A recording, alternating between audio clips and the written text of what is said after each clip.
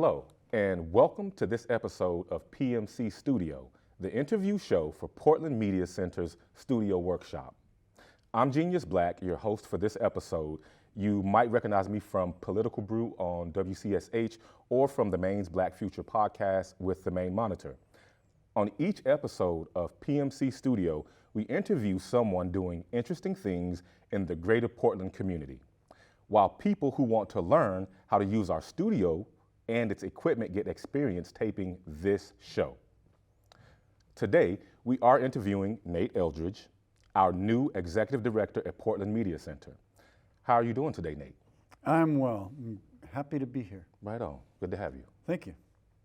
So I'm gonna jump right in here. My first question, if you could tell us about yourself in your entirety and about your profession. Well, in my entirety, let's see. I began in 1973 in Belfast, Maine.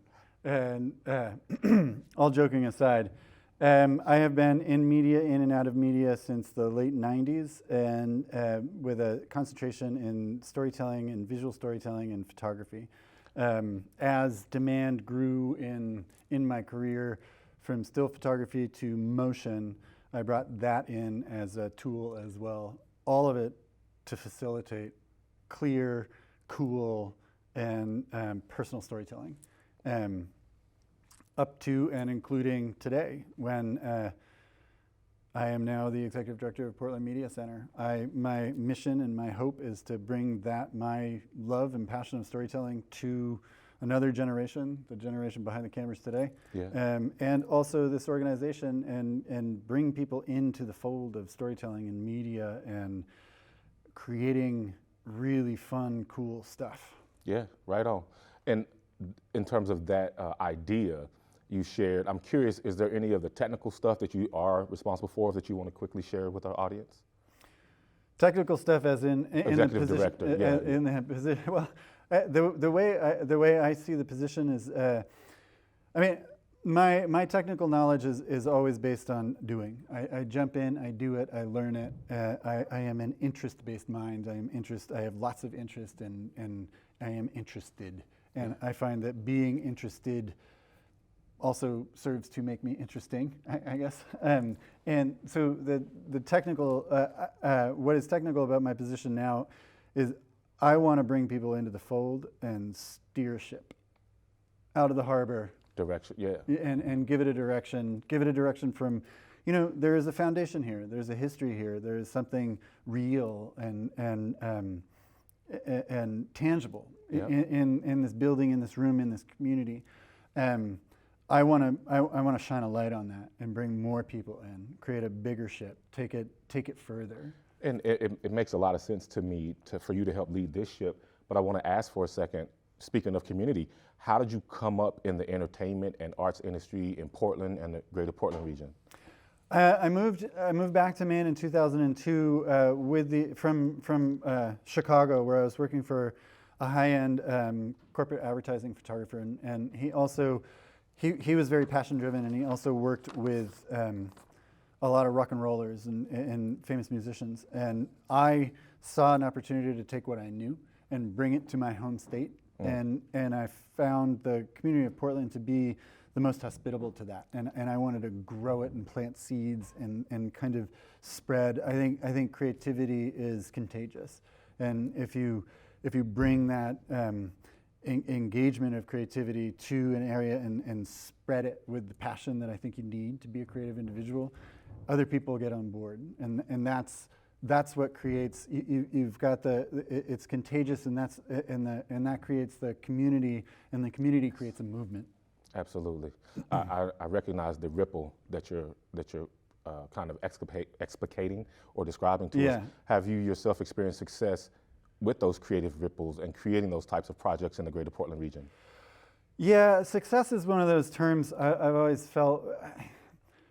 Success for me is if I have an idea and I execute the idea, like, there is no success or fail. It's not about.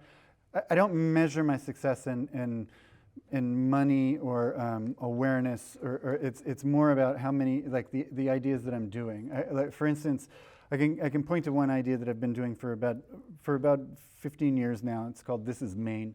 I've always been my career, my advertising and professional photography career is based on portraiture. It's people doing what they do or doing what I tell them to do, either editorial or advertising.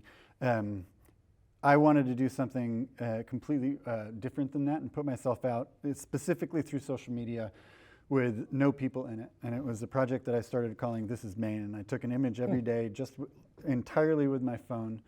And that caught fire. And it was then put into, it was all out on social media. I got a Good Idea grant. And then I had a solo show in 2018 here in Maine for This Is Maine. Right on. Thank you. Yeah, and I like hearing about the execution. It's not even per se about success or failure. Now, I understand you are a multifaceted human being in your entirety. And I wanted to talk here, you have a history with stand-up comedy. And so what has that been like for you? Yeah, well, I've been on stage with a guitar. I've been on stage with a microphone with a rock and roll band behind me. I have directed rock and roll videos. I've run crews of 50 EMT firefighters. I wanted to try something, I think that being a creative individual, you're always pushing your own inner boundaries. And I have always been fascinated by comedy and stand-up comics that can get on a stage only with a microphone and command an entire room of people. Yeah. And I've always wondered, how do they do that? Yeah. What is the skill set there? Because I am one of those people that they command. A good comic has me riveted within 30 words. I'm waiting to hear what comes next. Yeah. And I'm an easy target. I laugh easy. I wanted to know what it was like to do that. So I took a stand-up workshop, and I don't think I was that bad. I've even looked at some of the skits that I've done, some of the bits that I've done. It catches me off guard, and I laugh at my own jokes. You actually laugh. I don't know what that says about me, but I thought it was funny. The proof to me was that my 17-year-old son and my 15-year-old daughter both laughed at my bits. Yeah. I think I succeeded. I'm going to go with you on that. And I definitely think there's a magical alchemy to riveting a whole room with a single microphone and yourself on the stage. There's nothing to hide behind. It is you. And as soon as you feel yourself bombing or losing the audience, it is obvious. It's palpable. It's a feeling in the air. And if you can pivot, then you win. And if you pivot and bring them back, and and my humor is very self-deprecating. I don't take myself very seriously. I think for me, that's kind of how I approach being a creative person. I don't really identify as a photographer or as a director or as a comic. I see myself as a creative person. There's a quote that I read recently. It was from Henry Rollins, and he was talking about time. And he's like, there's no such thing as structured time. There's no such thing as free time. There's no such thing as creative time. There is only time. How you use it is what's going to define you. And I've always, I thought that was really profound, because I don't think of, I need time to go play my guitar. It's just, I need to pick up my guitar and play being the operative word. I don't have to write a song. I don't have to sing someone else's song or play someone else's song. I just need to play, because I need to feel music. Absolutely. So I understand that you, again, are multifaceted, and you have spent time as a photographer. Mm-hmm.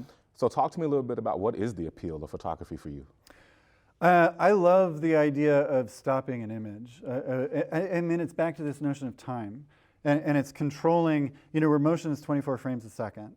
We are creating our story with 24 frames in each second. Photography is one frame for ever.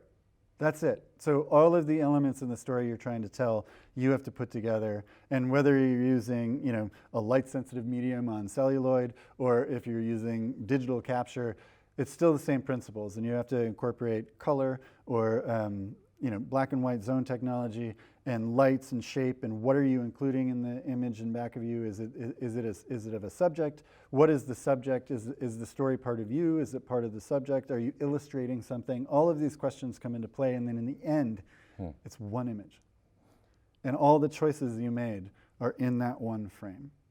And that, to me, that's where I started. And that's where there are a few images that come to mind if I'm thinking about it, like what drew me to it. And those were the ones that I think about. I still think about them. I mean, one is this. It's an image of Salvador Dali. Richard Holbart, I think, is the name of the photographer. Who it's Salvador Dali in the edge of the frame with cats, a pitcher of water, a table being tipped over, and it's all coming together at the same point. And Dali has a frame and a paintbrush, and everything falls in place. It is gorgeous.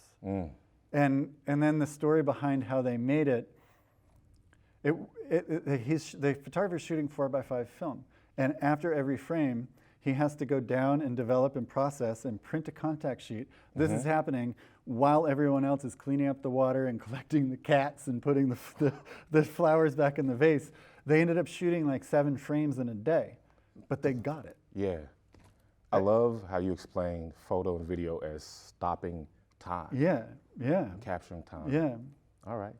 I definitely appreciate that time. What we're going to do is move to a break, and then we're going to come back, and I'm going to ask you a couple more questions. Excellent. Thank you. All right, Nate. So I have a couple more questions. I've heard you talking about a job that you had when you were creating media, but interestingly, it had everything to do with medical emergencies, historical tragedies, and I believe the media is in direct support of first responders and people that really respond to emergencies. I would love to hear more about that process. Yeah, thanks. It was, so early in my career, I stumbled into a client that was a publishing house for first responders and paramedics, EMTs, firefighters, and police. And what they did is recreate accident scenes, and then in that recreation, I created imagery, stills and video of the procedures that were being illustrated. So that what they were trying to do is to get away from the textbook. The stills were being used in textbooks, and at the time, if you remember this, it was also being used in CD-ROMs. And then the videos were being used in their collective. What I would do is I was teamed up with a fire department all over the country, from California to Michigan and North Carolina, and I would come in with my team, and we would work with the fire department to literally create accident scenes. So we would smash cars, set them on fire, and then I'd put an actor in, flip the car up and create a debris scene, and then show them like literally like Jaws of life. I'd bring in makeup artists from LA to like make them look like they're circling the drain. Never when I picked up a camera did I think this is what I was going to be doing. I had to learn how, I learned very quickly that models want to look good. They don't make good dead victims. Actors can play dead. And when you want someone to look like they're circling the drain, you need someone that doesn't want to look good. And circling the drain, you mean preparing literally to die? Like dying. Yeah, we had pool rescues, we had open water rescues. I had to learn how to make a 4-year-old cry because I needed to illustrate abuse, and in the sense of what a paramedic needs to look for when they enter a room. Wow. And terms like sock burns that I've never heard before, that I don't even I wish I could forget. I didn't have to hurt any 4-year-olds. The trick is, and I'll tell you, the secret, you get them a toy, you give it to them, and then you take it away. Isn't that cruel? It is, and I believe you. I believe that it worked. It makes them cry, and then you can make the pictures and give him the toy back at the end of the day. Yeah. You're a great human after the show. It was terrible. I learned a lot. And then I learned a lot. I learned a lot by doing. Learned a lot, and obviously created media that supported people that we really need to be up to par, up to snuff, and to be on point in those moments. Yeah. So yeah. And so I'm curious also, kind of, you talked a little bit about different moments in your career. Have you met any really interesting personalities in your time that you would be willing to discuss with us? Yeah, I've met a lot of different personalities. I met a rock and roll star early in my career who was one of the front men for a band named Ministry. And I remember this one particular day, we were waiting on them to show up. the agency was there, Warner Brothers was there, we were all set up, we'd been set up for days, and we're waiting on the lead guy to show up, who was notoriously late and difficult by industry standards. He was a friend of the photographer that I worked for, but he was difficult by industry standards. So, the industry was there. When is he going to be here? When is he going to be here? And he shows up and he throws a fit. He comes in like kicking and screaming, and everyone's like on eggshells. And the photographer that I worked for at the time approached him. He's like, "Are you okay?" And he's like, "Yeah, man. They expect me to do this. I just got to put it on for a little bit." It was all an act because they were afraid of him. And with that fear, he commanded ownership of what he did. And I've never forgot that, because then after all the agency people left, and he carried the attitude throughout the shoot, not with the photographer that I worked for and not towards me, but the agency people that were there didn't want to approach him. And then afterwards, so we're sitting down and having beers, and we were talking like this. And I was amazed by that. And I think there's something to be said if you have a conceit that is your public persona. There's something to be said for putting boundaries around it. And he's genius, And I was going to say, he came in as a character, and then got into character, but that takes a lot of talent and owned it. focus. Yeah. It takes talent and gravitas. Yes. Like, you have to own this. This is what you are. This is who you are. I am not. I don't command audiences of 100,000 people, so I don't need that kind of persona. But I think there is some value to that. Yeah, absolutely. Wow, thank you for sharing that. Yeah, of course. I've never heard of that. That's cool. Interesting, at least. Bringing it back to Portland Media Center, where we're standing. Sure. So I want to know, your journey has led you to Portland Media Center, and I'm curious, just kind of somewhat specifically or general, I guess, it's up to you. Why did you choose to become executive director at this place? I think that's a great question. I see an opportunity here.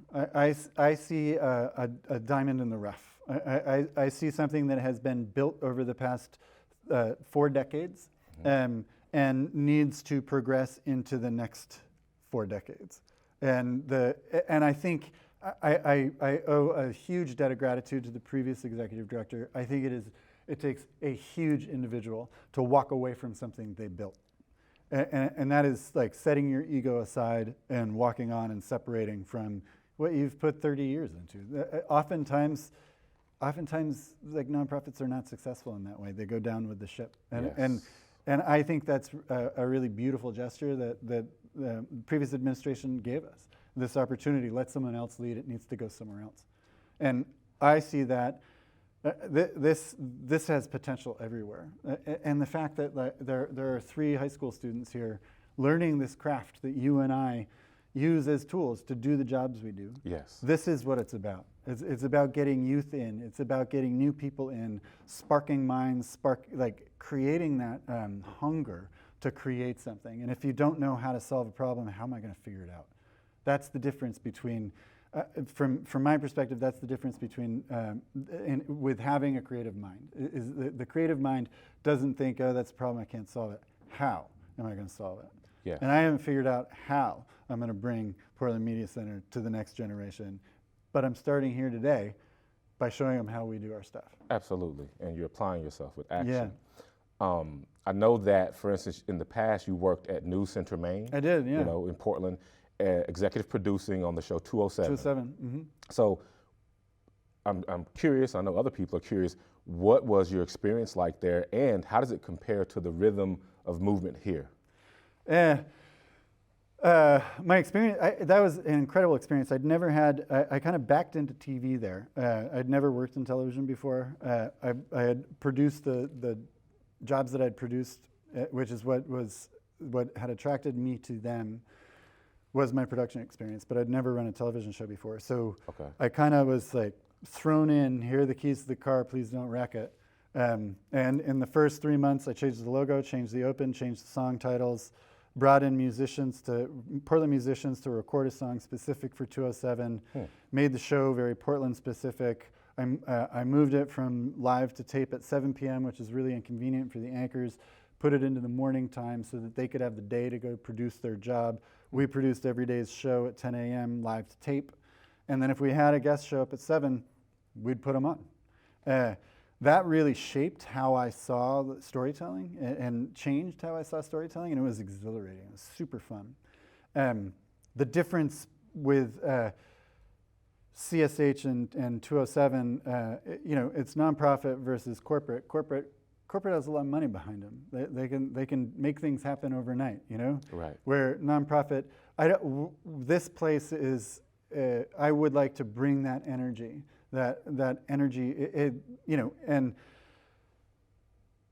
create this spark here, where the next 207 it exists here. I don't want to compete with the 207 that exists, but something else can happen here. Luigi's starting to do something with, live at 7, and that's like, how do we make that better? How do we get that in front of more people? What channels do we use? Who else in the community is going to do other programming like that? So I see this as an incubator and the place to come and develop your concept and idea and distribute it and then rise up. And Absolutely. that brings everybody up. I mean, I feel like we have probably about 30 seconds or something, but I was just going to say, we also, at Portland Media Center, being a nonprofit, it's not beholden to commercial money. Yeah. Yeah. Literally from running commercials. Yeah. So there's a little bit of a different energy surrounding the creation of media. Yeah. Yeah. And I think it's more personal. I think it's more communal. And this is where the community can come together. You don't have to be a professional to make a television show. In fact, you're watching a television show that is made by future media moguls, but not necessarily professional right now. I got it. Future media moguls, not professionals yet, on the way. Yeah, indeed. Cool. Indeed. We're going to take a break. I'm here talking to Nate. See y'all on the other side. All right, Nate, bringing it back to Portland Media Center for a second. I'm curious what do you think are the benefits of, Portland Media Center as a brand, an organization, and as a community? That's a great question. What I've found, and this is the second day of my third week here as ED of Portland Media Center, and I have found this, the community that I've found is all about welcoming people in. We want to invite people in to learn this business. And what Portland Media Center offers is a low-cost, non-prohibitive access to a medium and profession that has a really high bar for entry. The equipment is expensive. The time it takes to learn it can without instruction and without people that know how to do it, it's really cost prohibitive. Yes. And here we have studio workshops that are currently underway for this television show. This is Portland Media Center in action. There's podcast studio, there's editing suites, there's even a live feed that we just brought the governor to speak to the nation and right now in the fight that she's in with the president to the world, right here from Portland Media Center. That is local access. Yeah. And local access is not just a television station broadcast on the low numbers of your dial. Local access is anyone here can have access to the tools of our trade, of storytelling, of creating, and the word content just gets so much buzz right now. And I want to try and reinvent that, because what we do isn't creating content. We are storytellers, and we're telling the story of brands and identities and community, and this can all happen here in many different formats here in Portland Media Center. So you can do it on camera, or you can do it in the podcast studio, or you can do it in live feed, or you can talk to one of us and like, how do I start a script for a movie idea that I have? And I would like to bring this brand to the film, the film world of Portland, and have short movies being made here, videos being made here, and create sound in here. And there is nothing but potential. I love it. I like to hear you use the word earlier, incubator or incubation. Yeah. And you're talking about this as kind of like a fertile grounds where we don't exactly even know what would be built next, but you got to start here. Yeah. Right. So it makes me think about You don't have to tell me any secrets of Portland Media Center, any secret projects. You can skip that. But are there projects that are currently being worked on yourself or otherwise here that you could tell us about, that you're excited about? Yeah, there is. There was an initiative that was engaged. It's called Civic IQ. It was begun before my time here, and it was just kind of sitting on my desk when I got here. And it's about engaging youth and really the community of Portland in the media center itself. So I decided, why don't I reach out to some teenagers that I know that might have an interest in storytelling? And there are 3 directing this show right now as we speak. So this is like a meta idea of what is happening. Like, I am talking about an initiative that is being created as we speak. Yes. As we speak. I think that's cool. Yeah. And to see the lights, the eyes light up around cameras. And I remember when I felt that way. And to be in the control room and see young minds being inspired, like, this is how this works. This is what television's about. And then and you got to start somewhere, and it's built brick by brick. So once you have a concept, now you can take that and break it and break the mold and go do something that's yours. And that's what I want to see next. So I got to ask in a follow-up, why is it so important to get their hands on, like, right now? It comes back to what I was saying earlier. Creativity is contagious. And I think when you show someone what the tools can do, then they can start thinking about what they can do with those tools. And that's where creativity sparks. That tangibility, the sparks. Yeah. Got it. So for anyone that's watching, for everyone that's watching, we're going to say, all y'all, and if they want to get involved at Portland Media Center, if they get that spark, that urge, what would be your advice, and what would you like to leave them with? The advice is, come on in, come down. Don't be afraid. Come down to Portland Media Center.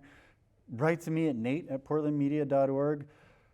This is a welcoming space. Everyone is welcome. Come on down, see what we've got. I will give you a tour. We will show you how we do it down here. Take a class. Learn what these high school kids are doing right now. Be a part of the community, and I think you will want to stay. And I think you'll want to be a member. All right. That's it for this edition of PMC Studio. We're proud of our brave studio workshop participants who have been operating the cameras and directing the show with little or no prior experience. If you've seen anything that looked off, that's because they are just learning, and so can you. Just visit our website, portlandmedia.org, and choose Workshops on the Get Involved drop-down menu at the top of our homepage. Also, if you would like to appear as a guest or would like to interview someone for a future workshop show, please contact pmc@portlandmedia.org or Brendan, BRENDON, at portlandmedia.org, or Cindy at portlandmedia.org, and let us know. I'd like to thank our guest, Nate Eldridge, for joining me, and I'd like to thank you for watching, and outside of that, until next time.